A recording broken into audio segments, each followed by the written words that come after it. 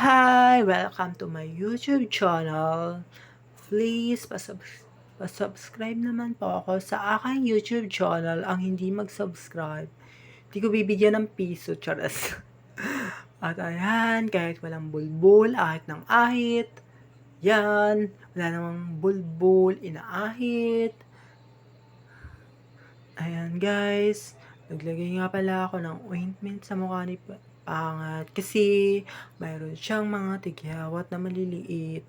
Tapos ayan, inaahit ko siya kahit wala naman siyang bulbol.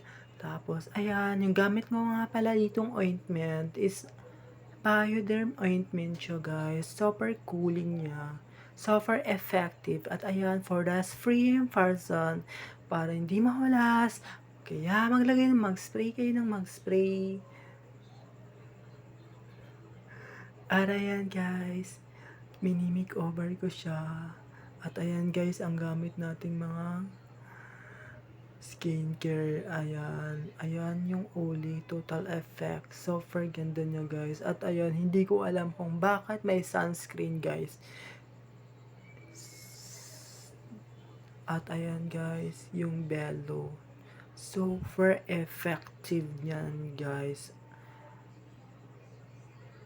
Yan yung ginagamit ko guys dahil madami akong tigyawat sa mukha. Kaya gumagamit ako niyan guys. Super effective at maganda siyang gamitin. Mayroon siyang nakasit na siya guys. Kaso yung sabon niya naubos na. Wala siyang sunscreen tsaka sunblock. Wala siyang mga ganun. Bali 3 lang siya sa isang set.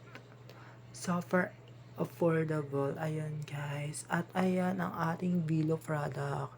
Minamassage ko na yung mukha ni Pangit kasi para matanggal yung mga kubal-kubal, mga libag-libag, charas sa na nakatago sa ating sa kanyang mukha for the chismis guys.